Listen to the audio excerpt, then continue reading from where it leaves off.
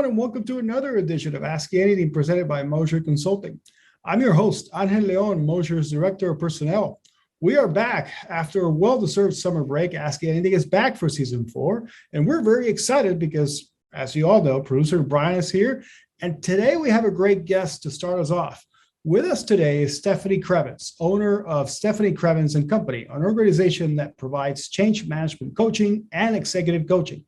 They work with CEOs, small business owners, C-suite leaders, and mid-level managers through small business coaching, team training, workshops, and speaking. Stephanie is also the host of the Hot Mess Hotline podcast. What a name.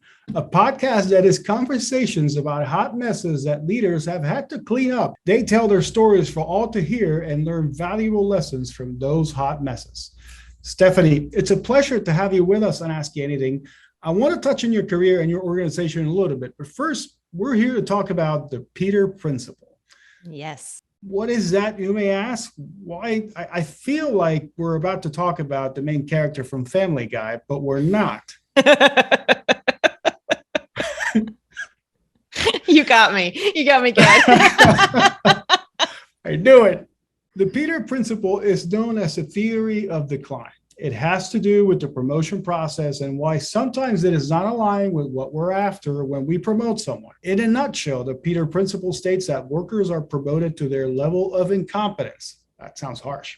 It is ultimately a concept in management, which was developed by Lawrence Peter. There is a whole explanation as to how the Peter Principle came about, from how it was intended to be really a satire, but that it really became popular as it was seen to make serious point about the shortcomings of how people are promoted within organizations. I'm going to shut up now because I don't want to give away much more of the topic. So I want to bring Stephanie in again and welcome her to our podcast. Stephanie, how would you define the Peter Principle? You know, Angel, I think I agree with you that it sounds harsh, and it probably makes more sense that it was set up as satire, a little sarcastic. Unfortunately, I do feel like many of us have experiences with seeing leaders in action who were left wondering, why do they have that job? Like, what is happening there? And, I sum it up as I think the Peter Principle happens when people get promoted, not necessarily to their level of incompetence. That's certainly one version of it. But I think more likely what we're to see is people get promoted to the level that they're willing to grow. I'm in the world of personal professional development, and I teach people change management and how to coach and how to communicate clearly. I have a tool for just about every people problem that there is out there. And that's gathered from a lot of experts that have gone before us. So I know that leadership and management is teachable, it's learnable, it's doable. None of us were born to be the leaders that's required of us here in 2022 and beyond, but it's certainly learnable. And so my take on the Peter Principle is that folks get promoted to the level that they are willing to stop growing to. When you're no longer willing to learn, grow, stretch, take on new skills, you shouldn't get promoted and you're going to stall out. And a lot of folks think that if you're not growing, you're dying. When it comes to business cliches, I think if you're not growing, you're stagnating as a leader. You're not going to be able to keep up with what your team requires of you as times evolve. I agree with everything you just said to the core of my heart, because that is exactly what being a good leader is all about. It's all about wanting to grow, wanting to continue to not just develop yourself, because I think there's a little bit of selfishness in there, but then when you look at your team, you want to have those around you grow. And even if you have to let them go after they grow. Absolutely. When we talk about the Peter Principle, I feel like it's where people go to that comfort zone. Yes, and that's a great word. Mm-hmm. They get to that comfort zone as a leader and they said, hey, I made it. I don't have any more growing to do. I made it to this director role. I made it to this VP role. I've got nothing else to do but just look down at the people that, report to me and manage. Yes. I think that's wrong. Yeah, it should be unacceptable. In change management philosophy and in entrepreneurship, I think in any team, in any business, the business and the team are going to stall out when the leader does. And so if the leader's not growing, it's not physically possible for the business to grow. And growth doesn't necessarily have to mean top line revenue or bottom line profits. It could mean growth in a wide variety of business metrics and perspectives. But the leader is the role model for how you show up in the organization. So if the leader's not willing to evolve, the team's not going to evolve. And change management, there's a saying from the experts that I follow at ProSci, and they say, organizations don't change, people do. Businesses don't do anything. The people who work at the businesses are what make the businesses possible to do the work. And so the same thing has to apply to our leaders. It's a matter of, I'm going to say it's a matter of physics, but I totally just made that up, but it is a matter of physics. It kind of reminds me, I don't remember who it is attributed to, but it's leadership and growth and development. The quote was something like, what if we invest in our people and we train them up, we give them this knowledge and these skills, and then they leave? And somebody on our leadership team said, okay, what if we don't do that and they stay? Blah. Yeah. Yeah. Yes. It's a terrible way to run a business, because what you do then is your high achievers are going to take off. Right. Because why should they stay? Because they're there, because they're accountable, because they want to grow, because they want to do something impactful. And if the bar is so low in your organization, they're going to take off. Well, and I think a good example of this is the current status of the hiring workforce right now, where you're seeing all this movement with people around, people changing jobs, et cetera. Some high performers leaving, some low performers leaving to get more money somewhere else. I think that's happening because a lot of places are lowering their standards on hiring. And so you look at high performance leaving. That's one of the reasons why high performers leave, because if you're an organization and you lower your standards because you can't find talent, but you lower your standards to let people in, then those people are probably going to drag down that top performer, and it's eventually going to make them leave. Oh, absolutely. I have that going on with a client right now, and they are a very innovative organization that does have high standards. And over the pandemic, out of sheer desperation, they took the more warm body hiring approach, which is the individual contributor way of doing the Peter principle, basically. Another thing that I just made up today, y'all. I'm in a groove. So inventive. They were just hiring anybody that would work for them, and their turnover has been through the roof. Their retention has been terrible. Their individual kind of location directors are approaching, if not past burnout, because of all of the weight that they're carrying. Because when you just hire people who physically show up, not even physically show up to do good, they just physically show up, that forces all the accountability to raise up the organization and burns out other people. And that's really tough. And so then when your high achievers see, well, gosh, if I get promoted, I just have to bear the weight of the world. No one wants to do that, right? Like there's no way to share accountability down across the organization. I got to opt out. Well, at the same time, when you're bringing people in like that, a lot of times you have to raise your entry-level salary to stay competitive. Mm-hmm. And salary is not the only factor, but it is a factor. And if I'm a high performer and somebody that just came in the door is suddenly only making $5,000 a year less than me, or making the same as me just to get them in the door, is my salary going to be raised, commiserately with that? Or if I'm looking for additional pay for my performance, is my only recourse through that to go somewhere else? And that's where you wind up with a lot of turnover through your high performers too, because they're not getting rewarded to the level that they think they should when you're burning money just to get people in the door. Yeah, I tell you what, I do not envy our HR folks. No offense on hell, and our comp experts, trying to figure out this comp issue right now. It's really complex and it's really, really hard. And there's so many factors at play here. And especially in our American small businesses, the cash flow just isn't there to support some of this. Yet the workers' expectations are, well, I can go to this mega corporation and get this salary, because their cash flow is way different than our small businesses. But yet our small businesses have amazing culture and amazing opportunity and are where true innovation lies in our economy. And it's where true business growth happens in our economy. It's just, I don't want to speak to it more than that. Then it's hard. It's a complex, tough situation right now. It is. And I can tell you from, I don't want to go into specifics, but Yeah. in reality, I view this market as there's the people that have stayed the course, that didn't change, that didn't go overboard in offering more money, more benefits, throwing more things at candidates out there. Mm-hmm. And then there's those who did. Eventually, that return of investment is probably going to catch up to you, because what you may be seeing now does not mean that 2, 3, 4, 5 years down the road, you're going to see that same ROI. And then what happens? Oh, yeah, absolutely. Those people that you brought in at exponentially high salaries that you couldn't afford before, but now because the pandemic, this new business model, well, eventually that's going to run out. And so to me, those companies, wink, wink, not, that stayed the course and did the same thing, didn't lower hiring standards, didn't raise salaries, didn't do all these extra things, are going to be the ones that are going to be still functioning okay, that are going to be well above water, they're going to be fine, and they're going to keep on trucking. So that's my take from somebody who's done HR for more than 15 years. So, but anyway, Peter Principle. So I know we probably touched this a little bit throughout this conversation, but how is that still relevant today? It's been around for, I don't know, a long time, more than 50 years, obviously. So in today's world, we still see it. We do. It looks a little different probably in small companies versus large corporations and mid-sized companies too. I don't want to forget our friends there.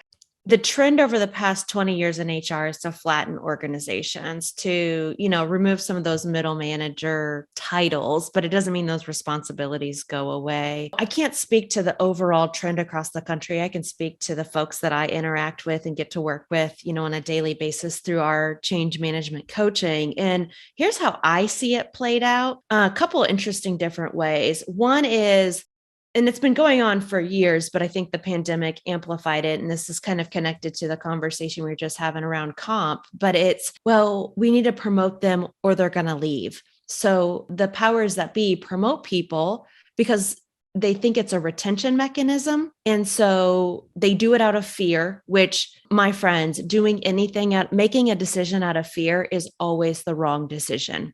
Always, always, always. I don't care what scenario, it's always the wrong decision. So out of fear, our company leaders promote somebody because they're quote unquote afraid they're going to leave. And so they get a bigger title, a bigger office, if that matters, a bigger paycheck, a bigger span of control, and they're not equipped to be there, nor is there any plan to equip them to be there. The second way I see that is they promote them when they're not ready. Most people acknowledge and are willing to say, you're not ready for this role, but we need a butt in this seat in the org chart, right? In the org chart, we need a name right in here. And Shazam, you're going to be it. And again, no plan to get them ready to be in that role. Every time we promote somebody, we've got to equip them with new skills because it's a new role. Their technical skills that got them there are not the people skills that they need to manage up, down, and across the organization and communicate. It's an entirely different skill set. So I'm all for promoting people, and I'm all for promoting people and equipping them to do that new role adequately, because management and leadership is totally learnable. I don't know if learnable is a word. Maybe that's the third thing I'm inventing today. Learnable.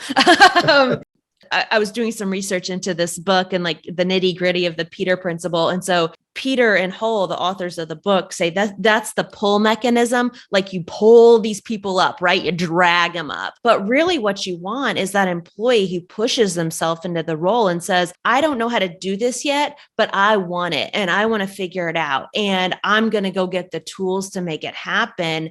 A lot of times we squelch ambition in our organizations when we should be applauding it. It's managers at the individual level who their ego gets triggered because someone's ambitious in their team. And we need to embrace that ambition and allow them to push themselves up and say, I want to be there too. I've seen it across people, but we do it to young people. You're like, oh, you're not ready. You're too young. You're too naive. We do it to women.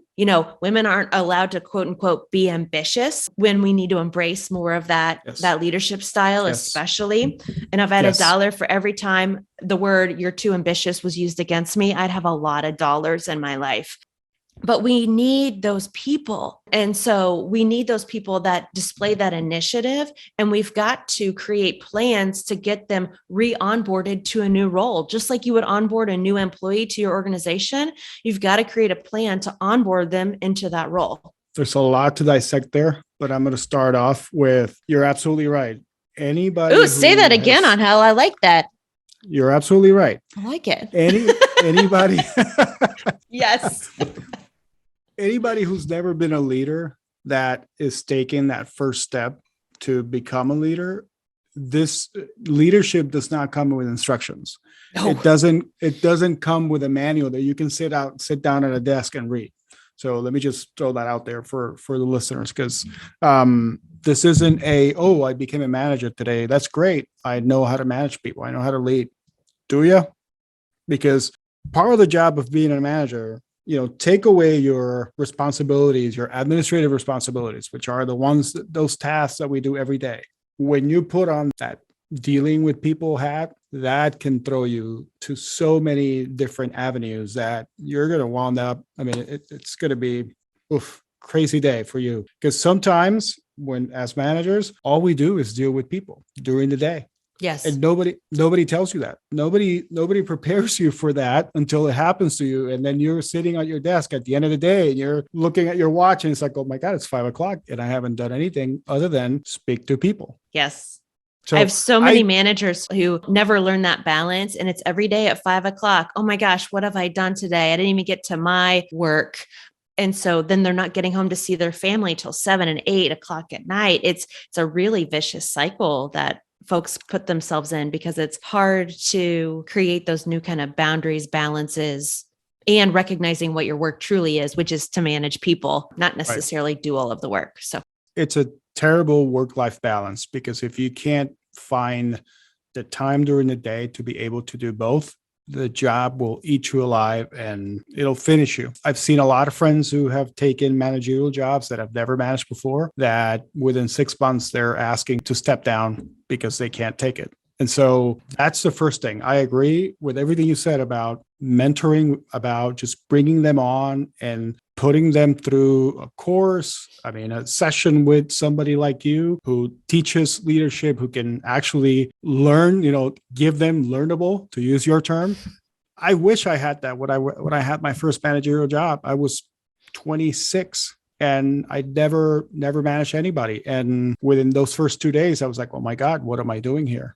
I knew I could do the job. Manage people, it's a totally different animal. Absolutely. Absolutely. And it's so unfortunate, because oftentimes we're not investing in these managers and leaders.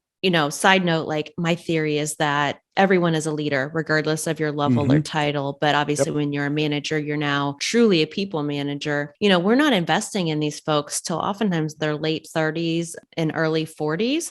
And so we're putting people out as managers. And you're a great example on how from 26 to 39 was zero support besides old school, well, figure it out as you go, which can create a lot of collateral damage when, executive coaching, some manager essential training, some group coaching or group cohorts to bounce ideas off. These relatively minimal investments would have made a huge difference in your ability to manage and lead at that age. So, and I agree. And I've talked about this in the past, I had some great mentors along the way that taught me a lot about managing and leading people, and just in general, how to treat people when they look up to you, as you mentioned, because I agree with you, you lead anywhere you sit. But when you have a title that has that leader piece on it, people look up to you, whether you think about it or not. And maybe on a day-to-day basis, they don't tell it to you, they don't say it, but when there's a critical situation, when there's a stressful situation, when there's maybe a personal situation, and they're looking up to you to let them be, whether that's take time off or just give them space to react to whatever personal situation is going on. You are that leader that's basically allowing that to happen. How you react to those things is very key in how your relationship with that person is going to be built from that moment on. And unfortunately, we don't have people out there that are fully capable of handling those situations because they don't have that mentor early on. I had a mentor right out of high school when I took on my first job in HR, which was an internship right out of high school. And that person unfortunately passed away last year, but I will never forget his teachings because they showed me how to not just manage people, but how to actually treat people in general. Just be nice, be kind, be all that you can be for everybody, give your heart out, and just walk life with a smile. That's very important to me. And so that's why I treat everybody the same, and everybody gets a smile from me every day. And the people that work with me, because I don't say that they work for me, I say that they work with me. Mm-hmm. They're great employees. I mean, I don't have to do anything other than just be there for them every second and be that cheerleader, that support system, that umbrella when they have a rainy day, so that they can feel comfortable coming to work every day. Yeah, it's amazing, just like base level, how far just not being a jerk or not acting like a jerk can get you.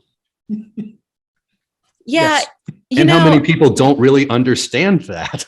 And I see your perspective, and I work with a lot of people who come across as jerks. And, the blessing of executive coaching is I hear a lot of the insecurities, a lot of things behind the facade that other people don't. And we all have different communication styles. We all have different ways of approaching the world. And to get those folks to reshape their communication so that you can see their heart is absolutely amazing, because I believe deep down, all of us are light, love, and compassion. And so I help people bring that out in this world. And yeah, we just all need help, because there's different ways, because, I'm guessing on how with your leadership style here, I'm not trying to go into coach mode here, but you're probably more likely to be taken advantage of because you want to approach them with niceness and kindness and a smile. That could be equally problematic as being a jerk, so we're all amazingly, infallibly human.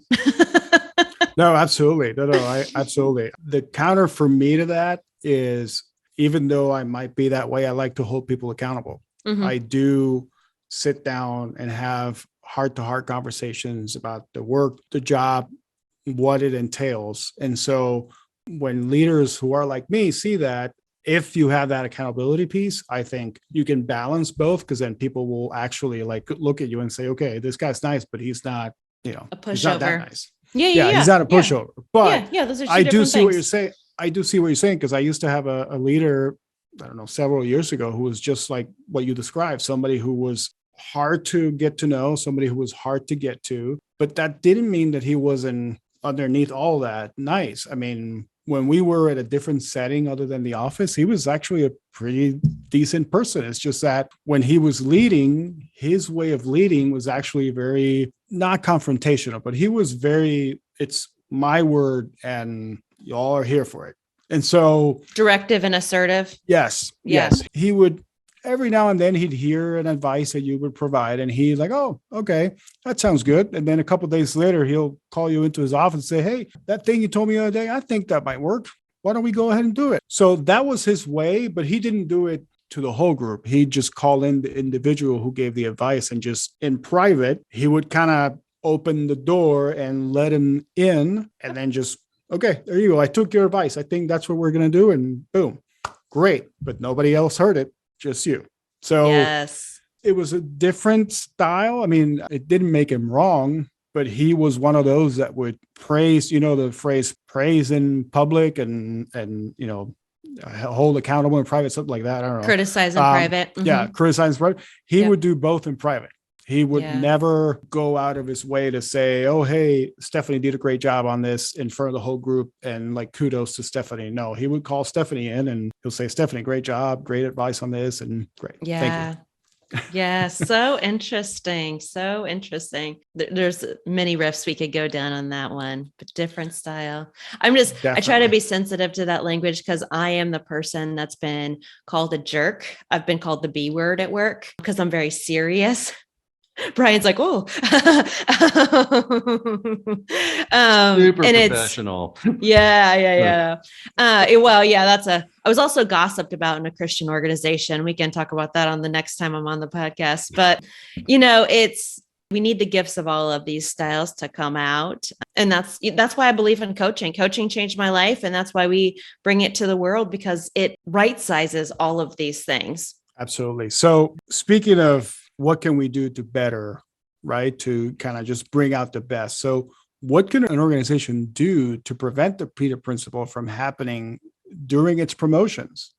First, the organizational leaders who are making the decisions about who to promote, when to promote them, the business need for the promotion, they need to be really honest with themselves as to their intent and their motives for doing that. And collaborate with that employee about that transition plan, right? I'm assuming an internal promotion here, but collaborate with that person about what's the transition need to look like? How can you demonstrate some of those behaviors before we promote you as a way to measure and get a perspective of their engagement in this promotion? And then what's the 90-day plan? 90-day plan, you could do a 6-month check-in, you could do a year check-in. So to get them up to speed on these new skills, I think we have to stop pretending that going from an individual contributor to the manager of that same function is the same job, and not equipping these folks. So making sure that it's a two-sided investment by both the employee and the employer on this, and creating a new onboarding plan for them.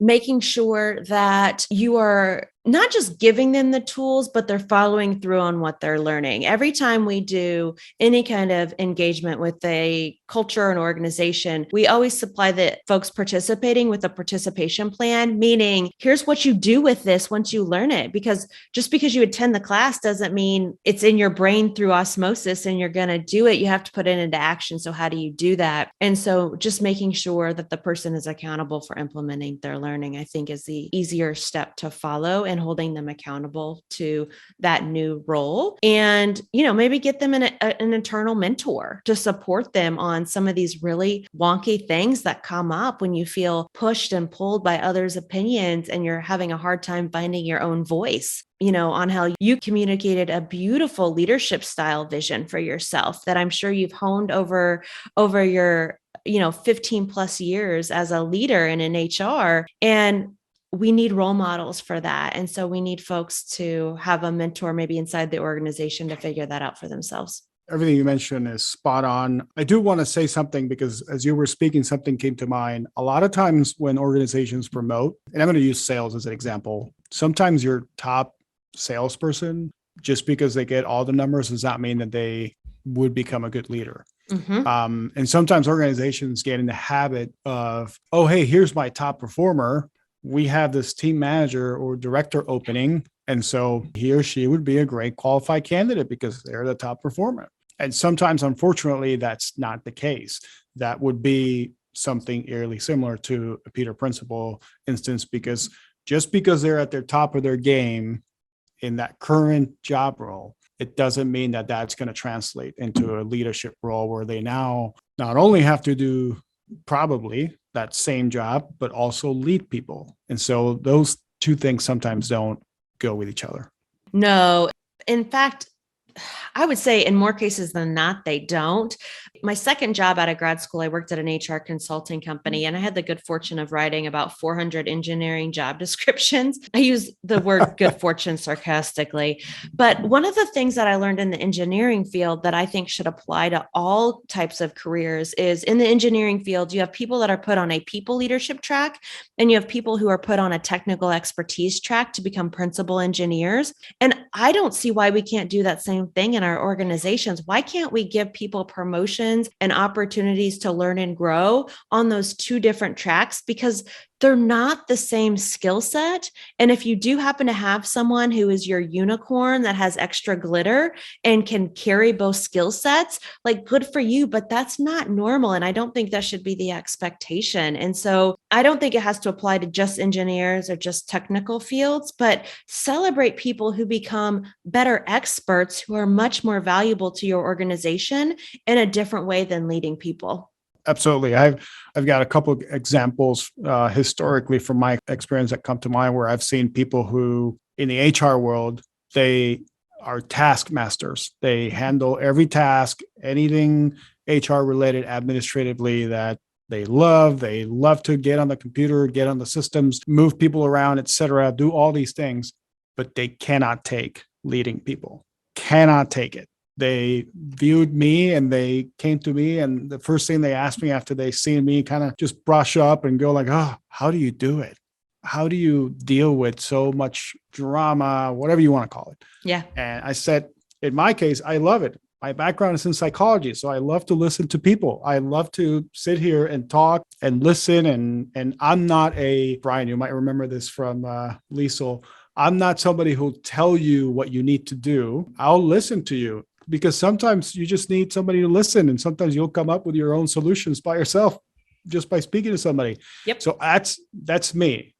And so that's, you just said that and just brought this person to my head, because she would always ask me, how can you get so much information on your head and then just lay down like 3 sentences and the world will be so much better for this person? And I said, honestly, it's not the 3 sentences that I said, it's 1,000 sentences that they said, because it make them feel better to just get it off their chest. Yeah, see, my background is creative. I came from advertising and marketing, creative departments. And a lot of times you get promotion through time in. Like, well, they've been here the longest, so they're senior, and the senior now they're going to manage the department. And knowing how to do something, especially in a creative endeavor, your method and how you come up with ideas and how you develop in that, like, that's a very singular. If you've seen one creative method, you've seen one creative method. It's not a seen one, seen them all. You've seen one, you've seen one. That's it. And being able to do something in that realm does not necessarily translate into like, well, this is what works for me. Well, that's cool. That is in no way, shape, or form going to work for me. Help me with my process, or to work through my process so that I can also succeed. And that's an entirely different realm than coming up with stuff on your own. And it doesn't always translate. And in fact, very rarely translates. Yep. That's a great example.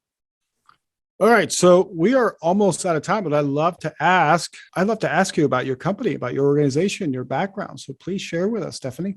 Oh, thank you. Yeah. And thanks for that wonderful introduction. It's always a little weird to hear yourself and like what you're working on, right? We have the distinct pleasure of working with small businesses across the United States. And I have a faculty of 4 currently, soon to be 7 by the end of this year, and several admin people that also support our work. And we're focused on working with teams who it's the first time, they grew this business, and all of a sudden it's this team of vice presidents. They're like, what do we do? I've never been a vice president together, and I've never been a vice president with other vice presidents. What do we do to run this company now? And so, helping folks not just step up into first-time management, but really first-time strategic leadership to help the company change and evolve with what the current environment is going to continue to ask of us. And then, we're working with rock stars who have stalled out, those people who show up with accountability day in and day out. It turns out they're not robots. They're human beings with feelings. And oftentimes overachievers need help just being high achievers and not, trying to do it all of the time. And so we work with them through coaching to help them come back from the brink of burnout and re-engage themselves and come back to their high expectations that doesn't come at the expense of their physical, mental, spiritual health and their employment, hopefully at that company. And, we're doing leadership development cohorts. We're doing change management cohorts. We've got some master classes coming out where these are my methodologies based on best practices from the experts that are all around us already, and right-sizing those for small businesses around leading amazing meetings that actually create change and drive action plans. We've got one on how to delegate, which is really just for managers, because that is a difficult thing to figure out, especially depending on your personality style, from having a high need for control to having a very low need for control. There's some tools that any manager can use in that, as well as a change management fundamentals course that we have. So if folks are interested in why do people do and don't change? Why do some people, when you say, hey, we're going in this direction, they just bolt down that path without checking in with anybody? And why do other people dig in their heels in an organizational plan and refuse to change? Again, these are all learnable things that we can learn about human beings to make it more likely that they'll change with the organization. So before we go, I always like to ask our guests to answer 3 questions about their industry. So here we go. Question number 1, what's a commonly held belief about your expertise that you passionately disagree with? I have 3 actually. So I was thinking which one I want to share. Share all 3. Oh, okay, good. Yeah. So number 1 is that to call yourself a coach, I believe strongly that you need to be trained by an accredited body to provide coaching and belong to one of our membership bodies that sets the competencies for coaching. I believe that too many folks are liberally using that title, and I get why they do. No shame in your game for sure. But for me and my company, we only have faculty coaches who have at least 60 hours of training through some kind of accredited body. And accreditation is not the same thing as higher ed or in the therapy world, but we do belong to the International Coach Federation that sets the competencies to say, this is what a really good coach is. The second thing is coaching is not advice giving. Coaching is asking powerful, open-ended questions so that the other person can explore for themselves their own true creative, resourceful power. And the coach really is a mirror for accountability, awareness, and action taking. And so that dovetails into the third thing, which is coaching should feel like a very powerful, productive conversation. So when you leave the presence of your coach, you should feel like you worked hard and you accomplished something because of the questions that that person asked you, the awareness that you developed, the accountability that you had to show to the coach, and the actions that you designed for yourself. And, your coach is an accountability partner, which doesn't mean you're not accountable to your coach, because as coaches, we're neutral to your goals and objectives. We're here to serve you in those three areas, but your coach is the mirror for your accountability that you should have for yourself. I can see where all three of those are very much related. Starting with the first one, I agree with you. That's very important. I've seen a lot of folks out there with the title coach next to their name, and when you go and see if they've got any, it's not all about titles and all that, right? But if you're gonna call yourself a coach, you should have at least some sort of experience and at least some sort of amount of hours towards accreditation of some sort to call yourself a coach. So I agree. So what's something that everyone in your industry space should start or stop doing? In my coaching industry, my fellow coaches need to stop putting so much pressure on themselves for what their clients accomplish, and remember our very honored, humble role as a coach, which is to stand outside their goals and instead help guide them to where they want to be versus owning their goals. As humans, coaches tend to be very empathetic and compassionate. That's beautiful. But the very nature of our role demands that we remain neutral to all things, both good and bad. And so I would love to challenge my fellow coaches to make sure that you truly stay detached from your client's goal, because that objectivity is a gift into their life that they're probably not getting anywhere else. I think it kind of goes back to what you were just mentioning with the previous question about the accountability piece. Absolutely. You hold them accountable, but they in turn can still hold you accountable to make sure that you're just staying detached as you describe, as you very well should be. So thank you. Last one. So when you first started in coaching, what was harder than you expected? The thing that was harder than I expected, I started my own business because I was passionate about coaching. I was passionate about doing coaching. I was passionate about helping to transform lives in the same way that my life had been transformed through coaching. And what I didn't think about on that entrepreneurial journey is the bigger your business gets, the more interesting and challenging your business challenges get. And so every time I have a business challenge that I haven't faced before, I turn that into, I am so grateful to face this kind of challenge, because what I'm facing now is not at all a challenge I would have faced multiple revenue steps that, downward, or less complex issues to solve with clients, or less complex business problems to solve. And so I'm always very, very grateful for my next level problems, but I did not see these coming. I'm not going to lie, I did not. Well, I think we can all relate to that. Just in any challenges that we get, it's interesting. But Stephanie, it's been a pleasure to have you with us today on Ask Anything. Thank you very much for your time. We really appreciate it. And folks, go out there and listen to Stephanie's podcast, The Hot Mess Hotline. You can find it wherever you get your podcast. Thank you, sir. Thank you for listening in to this week's edition of Ask Anything presented by Mosher Consulting. We hope you enjoyed listening in to our guest, Stephanie Krievens, speak about the Peter Principle. Join us next week when we continue to dive deeper with our resident experts and what they're currently working on. If you have an idea or a topic you'd like us to explore, please reach out to us through our social media channels. In the meantime, please remember to give us a rating and subscribe to our feed wherever you get your podcasts. Until then, so long, everybody.